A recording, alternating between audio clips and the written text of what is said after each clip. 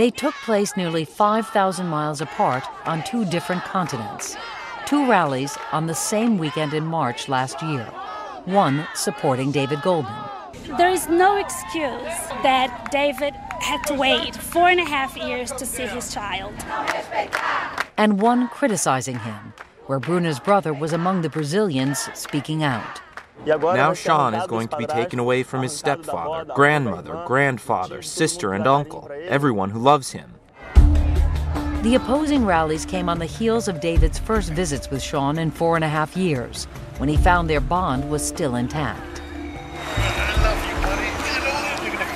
Bring Sean home! In the U.S., outrage and political support for David were mounting.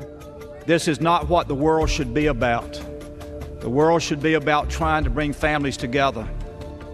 On the House floor, amidst passionate speeches calling on the Brazilian government to return Sean immediately, Congressman Smith pointed to that photo he'd snapped just an hour into David and Sean's first visit. A father who deeply loves his son had his parental rights violated with shocking impunity. Secretary of State Hillary Clinton joined the growing chorus of prominent voices supporting David. He's been very brave as he has fought to have his son returned to him, and he has gone not just the extra mile, but mile after mile. She even made a personal call to him. She said, as parent to parent, I want to do what I can to help you and Sean be back together and come home. His case wasn't the only one weighing on the secretary. There were several dozen others like it, involving American children abducted to Brazil. Clinton voiced her concern to Brazil's foreign minister. Great to set up opportunities. Now, with high-level politicians involved, the Brazilian press, most of whom had never reported David's story, were suddenly all over it. Primeiro, a versão de David Goldman, o pai biológico de Sean.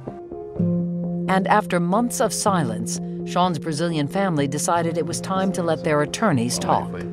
The issue is, Sean, what's best for the little boy? Lead attorney Sergio Tostes told Dateline that Secretary of State Clinton had no business being involved in what he called a simple family matter. This is not good for the relation of two countries. It has escalated, to a degree, absolutely insane. Insane. It's a family thing. Tostes argued that Bruna's new husband, João Paulo Lindsay Silva, was just as much a father to Sean as David, because he had been living with Bruna and Sean in Brazil since early 2005, almost 4 years. There's two ways to define who is the father, either by blood or by affection. He has two fathers who love him. That argument angered David. Sean is my son. He's got my blood running through his veins. Tempers flared even more when the Brazilian family turned to the media to argue their case. Sean's grandmother appeared on the Brazilian TV show Fantástico. I hope Sean stays where he is happy and cared for. In a splash of Brazilian TV, newspaper, and magazine reports, including one in which Sean beams from the cover, the family revealed details about his life there. He loved soccer and swimming, and was very close to his grandma, Silvana, Bruna's mother.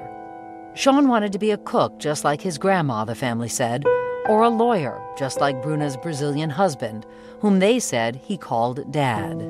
The family also attacked David with an avalanche of allegations, including one by Bruna's mother, who suggested her daughter had feared David because, quote, there are times when he's very violent and he punches and breaks the closet.